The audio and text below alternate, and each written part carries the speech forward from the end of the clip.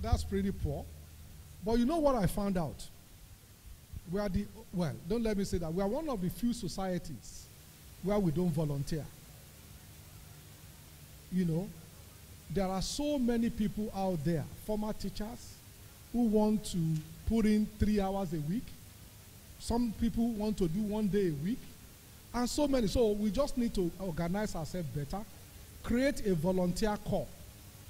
Doctors, nurses, all over. You know, so we just need to create a body, find young people, dynamic people that can manage it and organize it. You know, and it's one of the ways that we can intern our kids. Because they will ask you finish university, they say, you don't have experience. Where will you get it from? So, but if people can intern, then they will have experience. So we will do a lot of volunteerism to fill a lot of schools. And then, you know, in other jurisdictions, I know that in New York, for example, they do per diem.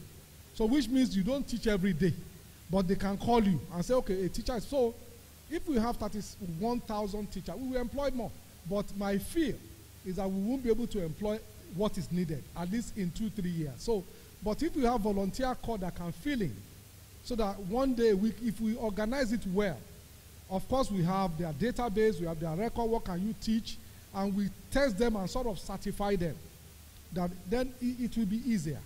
And then organizations like yours can assist us. So I think, so, you know, and then the other one is that I will imagine if we are able to build one of those homes house anywhere here, the number of teachers in that school will increase. The problem is they cannot afford to live in Ikoyi. They can't afford to live in VI. They can't afford to live in Lekki. Those are the neighboring areas around that school. So the teachers will come from Awoyaya, whatever. And it's expensive for them.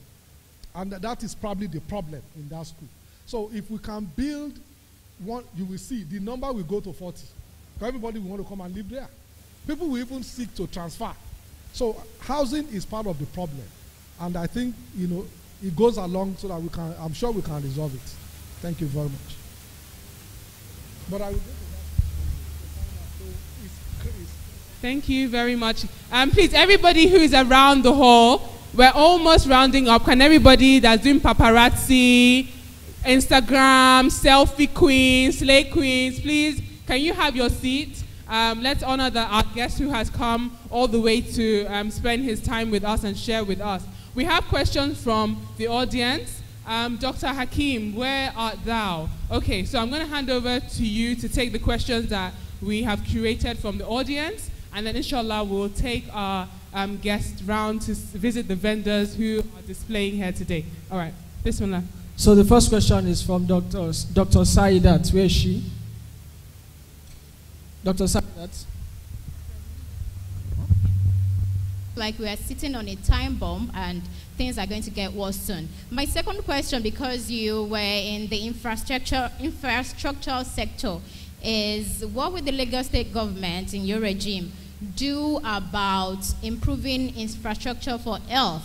And this is not just about building new structures, it's about sustaining them. For example, a case in point is the cardiac and renal center in Bagada was launched, I think, during your past regime, and now is not functional. So what are you going to do about things like that? Thank you. So I think we're going to take the questions together in case they overlap so that we can take them at once. So the question on Exodus, especially Canada, almost everybody here is applying to Canada immigration. So apologies, we can't take all the questions. Assalamu alaikum wa rahmatullahi wa barakatuh. My name is Sherif Bangboshe. My question is centered on, actually we know Lagos is trying to be a mega city and there's a master plan to achieve this. My question is directed to traffic management and funds generation for Lagos State. I live on the Lekki-Ajah axis and we know most of this traffic is caused by those deviants on the road. You're talking about the commercial vehicles and those people that are deviant, that beat traffic and everything. Lagos can actually generate a lot of money by arresting these deviants and making money from them. You've lived in the US for a while, and you know that the states in the US generate a lot of money from deviants like this in the traffic. So I'm obliging your government that if you guys come in, and I pray you come in, you are going to ensure deviants are actually being punished. And what are you going to do about these commercial buses as well? Then the LASMA and police, we know they are also being compromised. They collect also maybe 200, 1,000 from all these people that beat the traffic and beat the law. As in, what kind of restructuring do you plan to have with Lagos State, LASMA? And is the government going to be in support of state policing? Because that is one of key areas that is needed again. I know the federal government is not in support of this, but if states come together and force the government to do this, I think definitely the government will listen to you. Then also on policing and security, the present government has created street lights at night. When you are driving, there's light everywhere. Are you going to ride on this and provide CCTV across Lagos State so that lives and property will be secured in Lagos? Thank you. Okay, thank you very much. Yes.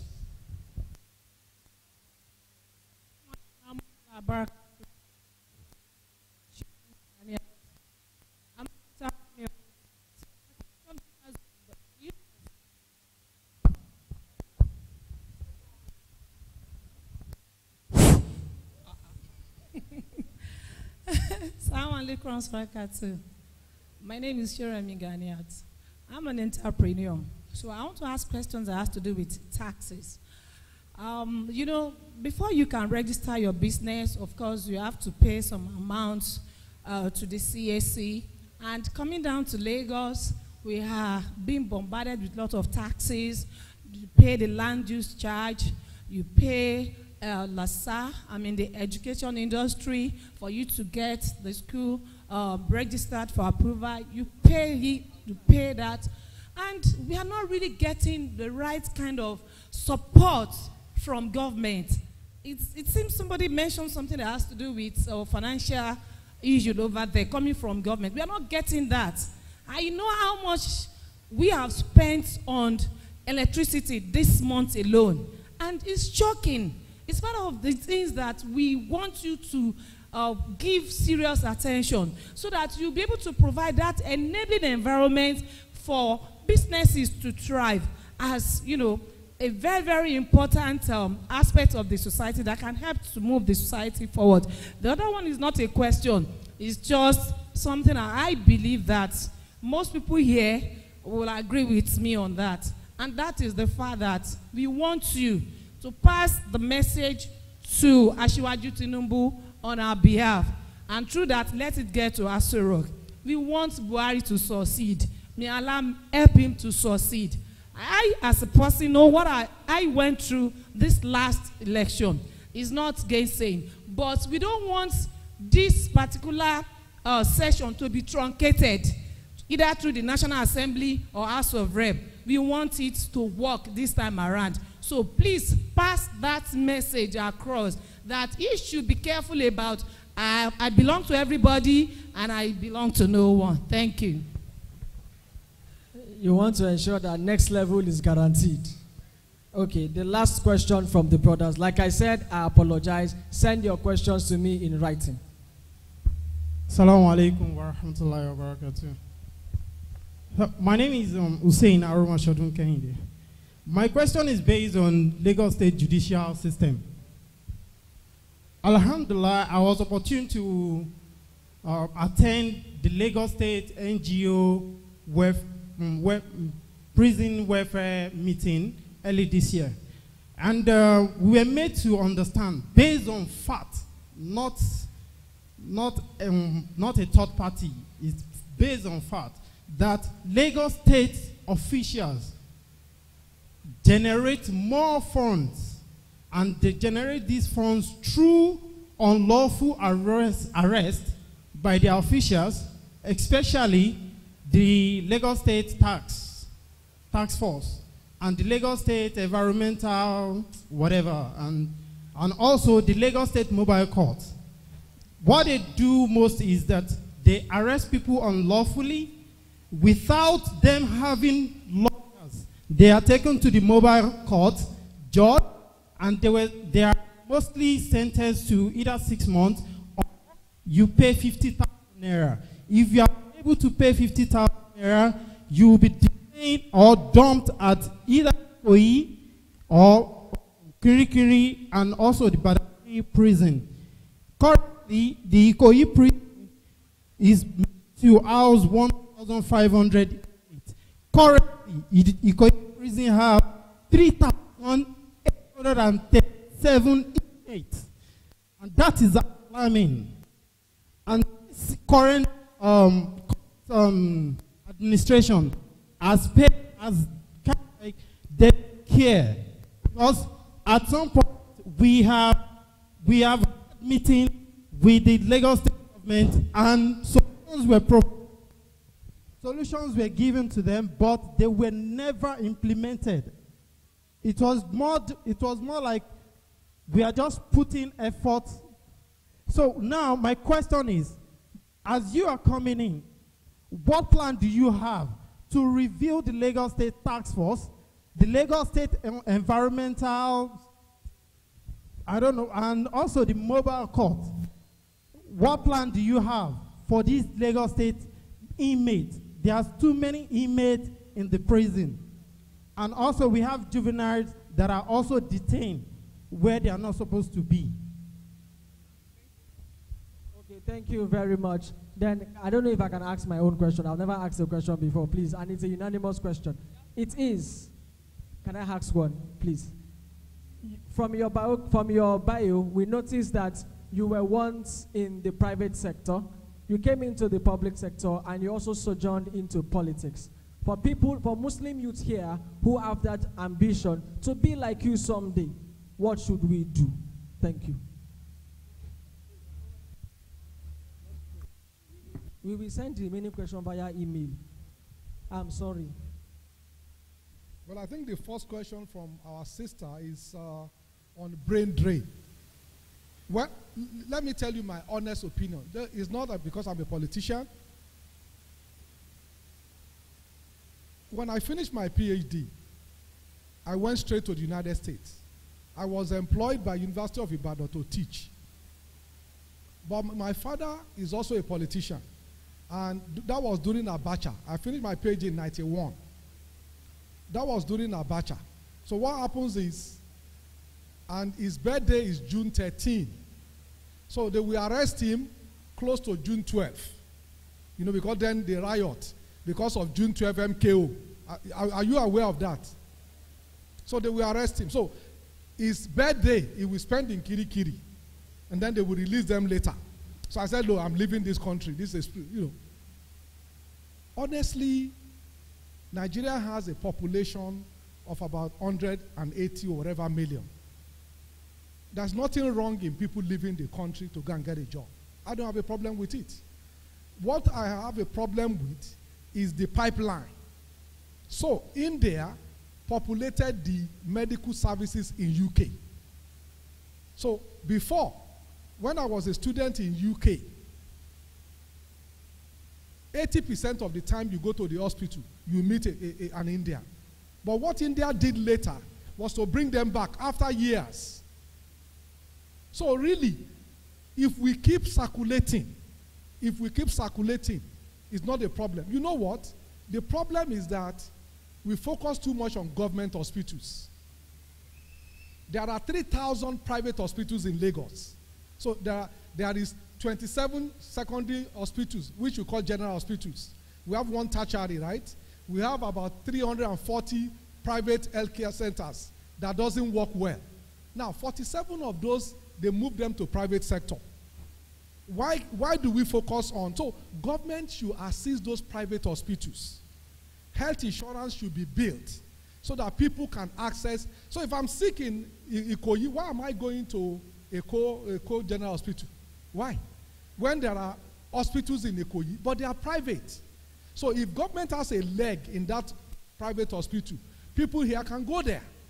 So if we have health insurance, so we are fundamentally approaching our health problems the wrong way.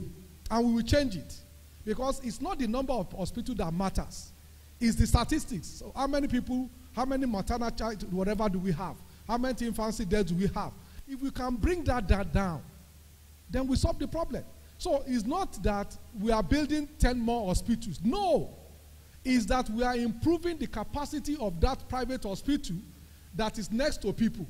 So, for example, in Agege, they have close to 400 hospitals, private. Not all of them are good, but can we improve the capacity of those hospitals, even though they are private? And then they are part of, so those are the things we really need to look at. So, as for the brain drain, like I said, we live in a free country. I did that, but I came back. When I was VP of operations, they didn't promote me to become ED because I'm a black man. So I decided to leave. I left. They promoted me ultimately because I protested, but I said, look, I know there's a ceiling. So when people go, a lot will come back. So we have a huge population. So people living, to me, is not a problem.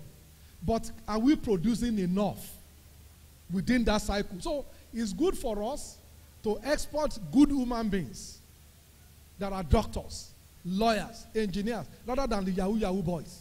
So it's good for the image of the country. But are we producing enough to fill that gap at home and help the private hospital so that people can have access? I don't think people care the hospital they go to. They care about good doctors and good facilities. So if we can ramp up the support for private hospitals and improve our general hospital, improve access, healthcare insurance, I think we will be better. Just like every other part of the world. We are the only people in this part of the world that people pay a lot from their pocket when they are sick. Nobody has enough money when they are sick because, well, we will be sick. We just pray that it's not a serious illness. But we will be here. It's part of normal human life. The challenge is, if we have health insurance, like we insure our car. So why can't we have health insurance?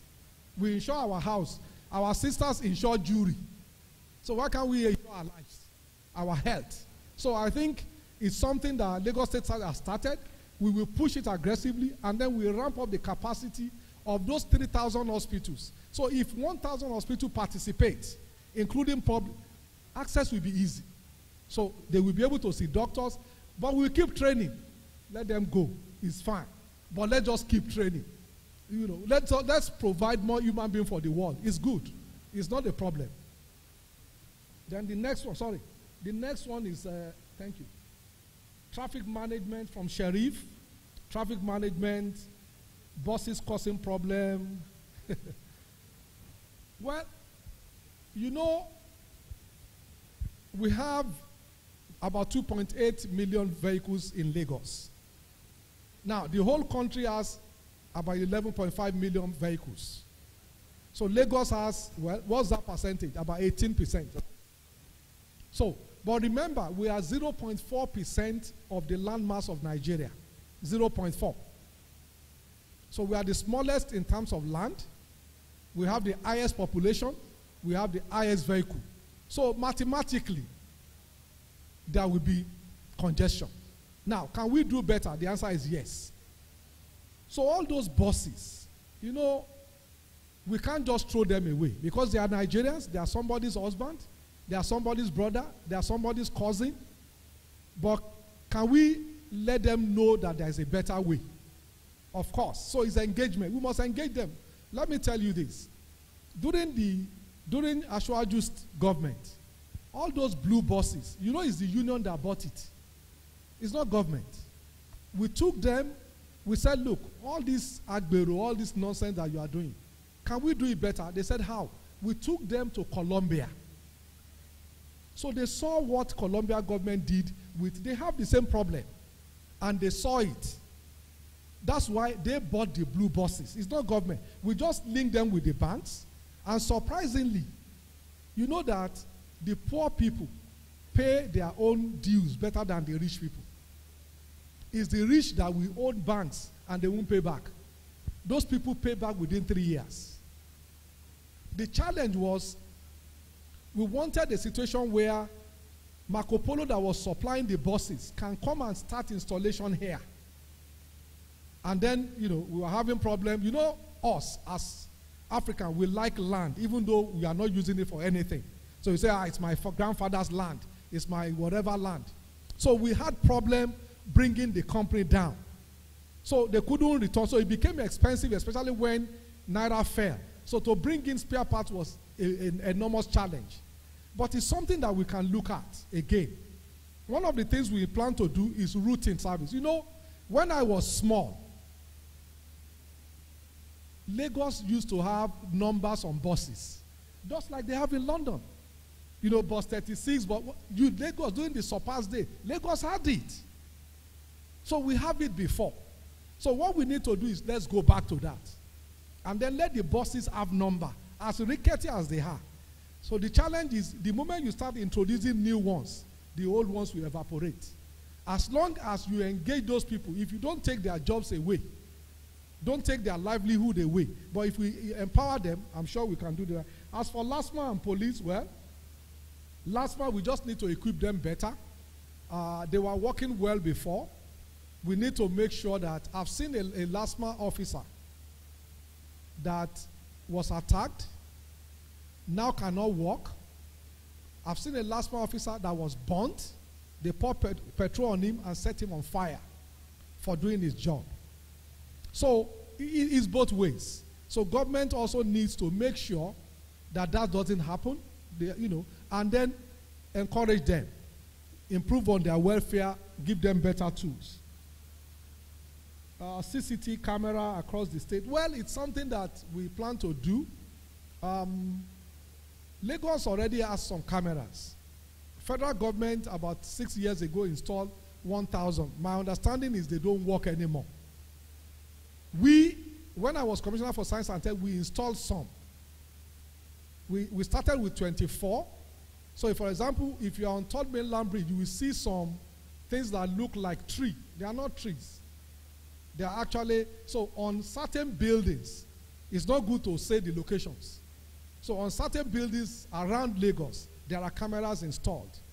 The challenge is somebody needs to look at that camera. And the people constitutionally empowered are the police, which we don't control as a state government. Those are the challenges. So it ties to your state police issue. But, it's something that we will work with the police to make sure that it works well again.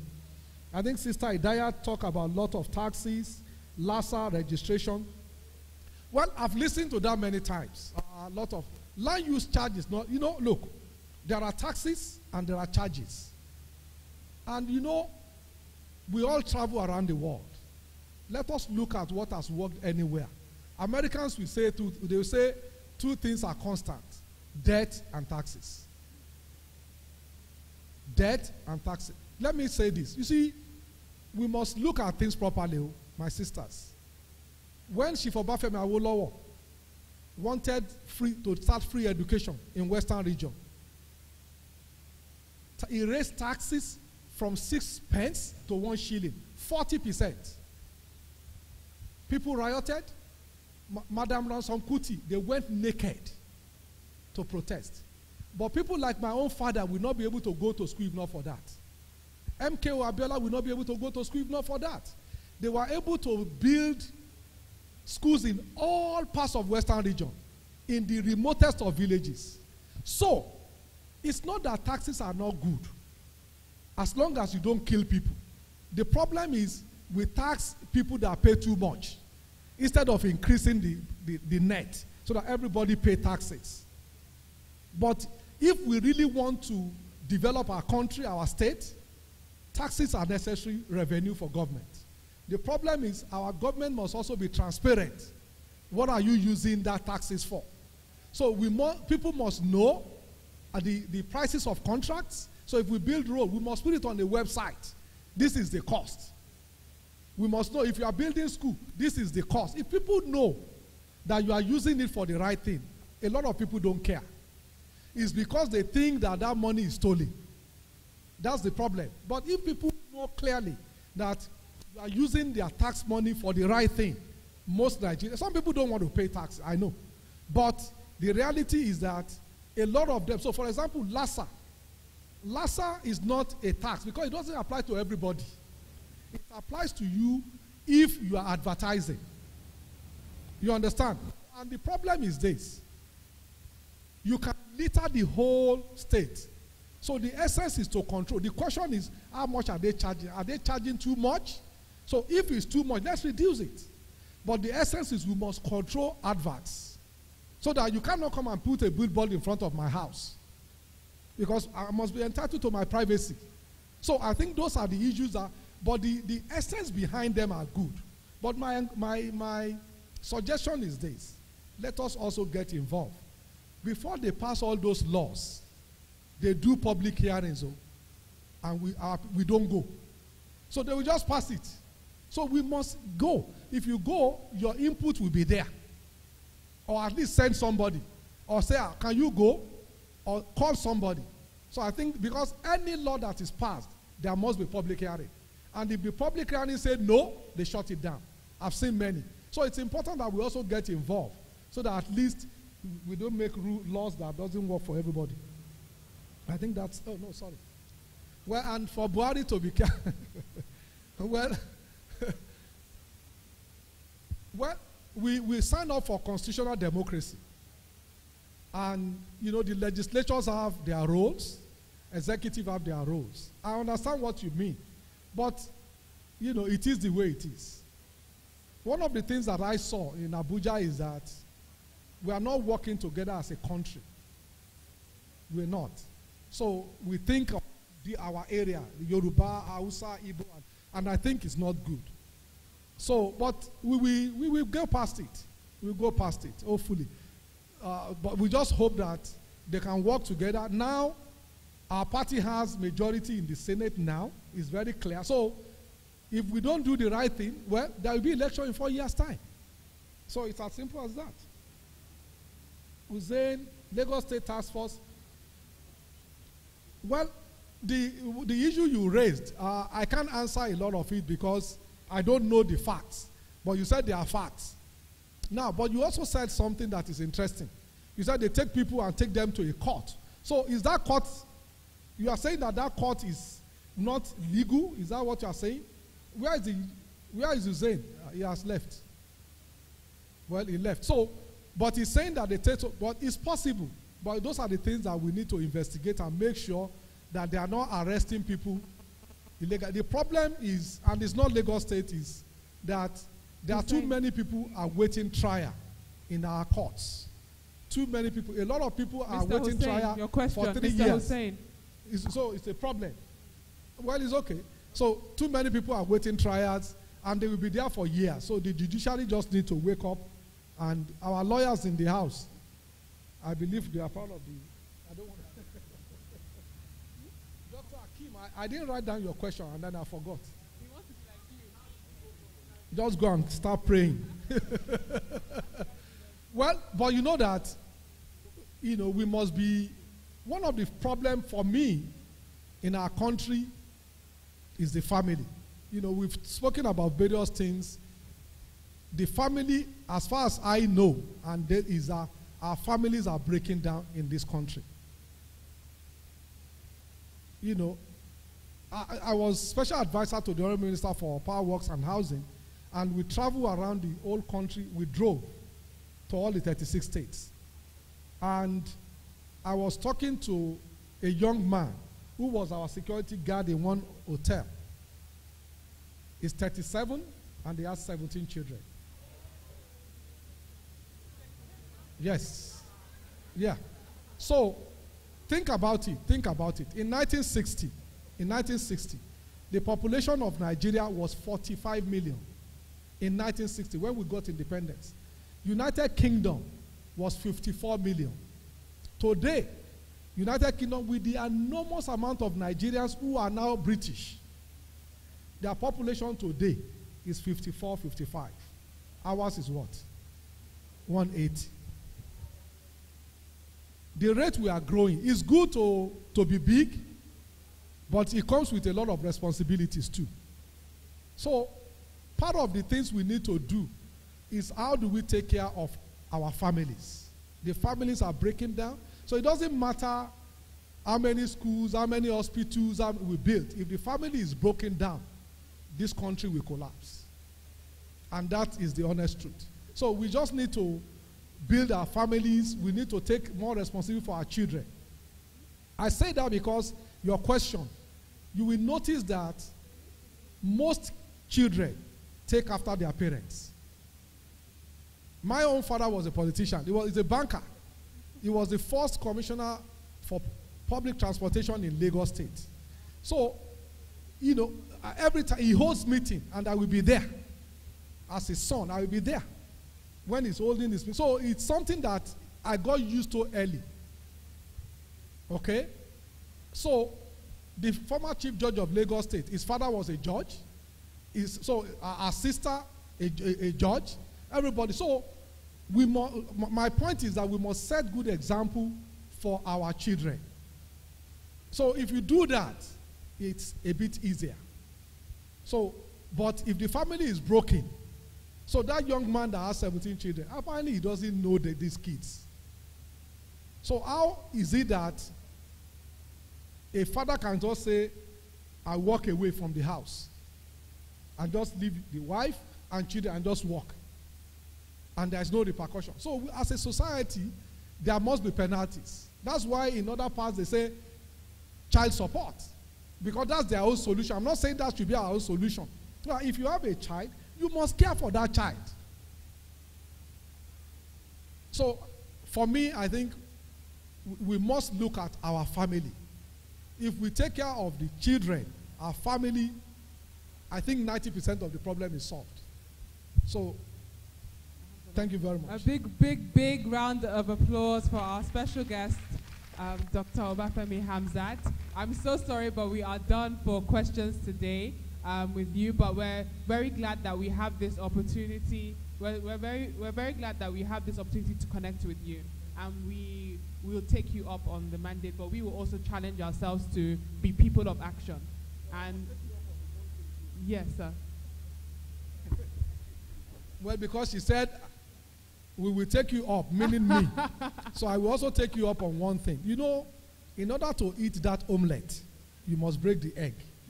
So if you don't break the egg, which means you must vote. You must vote. That's the cocoa. And that's the real issue. Because, look, I was talking to a friend of mine who is a member of House of Reps. He said, you know what he told me? He said, you people from Southwest, you've killed yourself with these results. And it's the truth. We didn't pull our weight at all. We registered 6 million people. Less than 1 million people voted. That's 18%. So when the table is congregated and Kano is talking, we can't talk.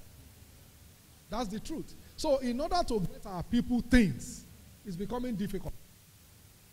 So that's the meeting I was coming from. That's why it was cantankerous. It was tough meeting. So let's vote. Thank you so much, sir. Thank you. We are going to do a vote of thanks from the convener of today, our dear darling host, Kabira Kafidipe. Thank you so much, sis, for, thinking of this idea and, getting the youth together in order to execute it. I think you all would agree with me that it's been a fantastic and beneficial day out. Even for us organizers and contributors, we have benefited so much. So I'll hand over to you for your vote of thanks before we take Dr. Hamzat to visit the vendor stalls. Thank you very much. Okay. Yeah, so if you agree with me that this is a success, can you say MashaAllah? Alhamdulillah Rabbil Alameen. I mean, my gratitude knows no bound because inside me right now, everyone knows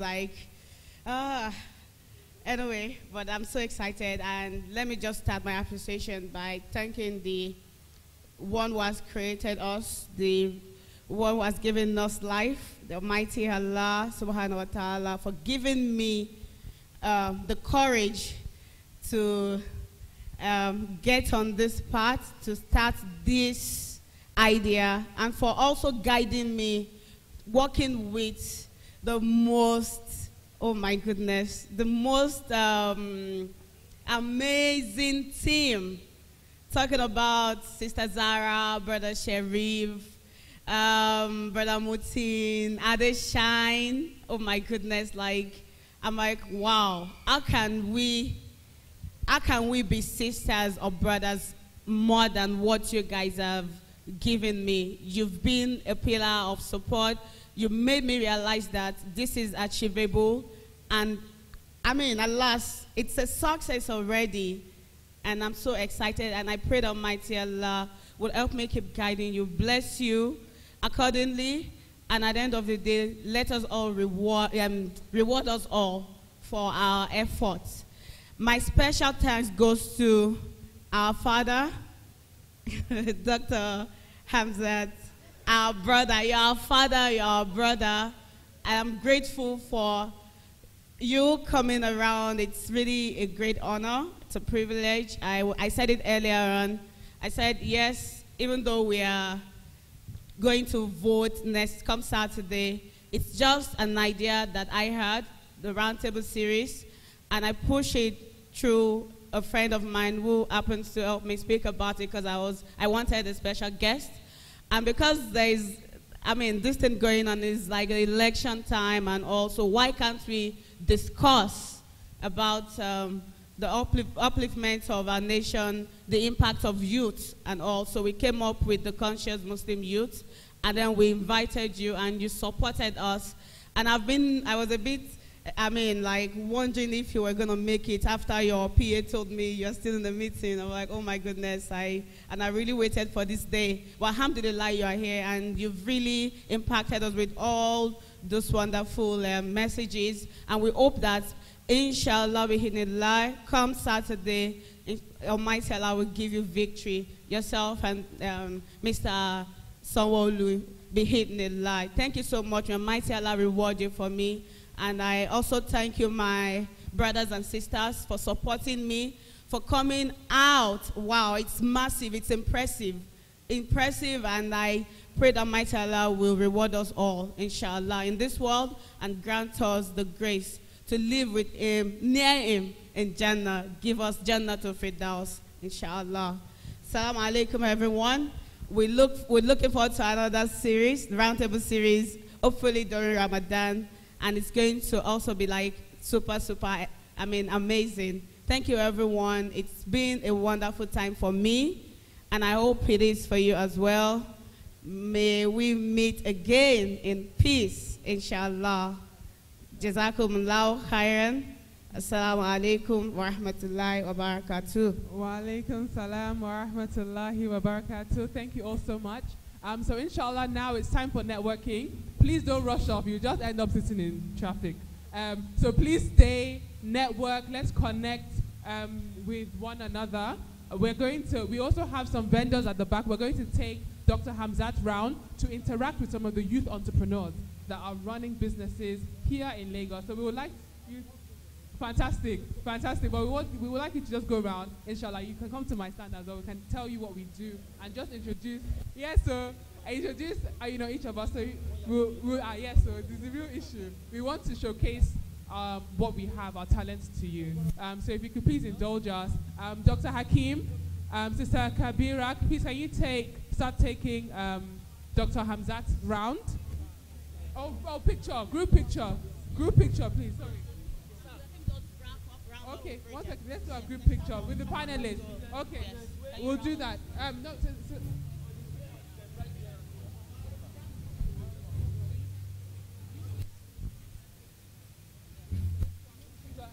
Sister Kabira, please come on stage for the picture. Dr. Hakim, Brother Sharif.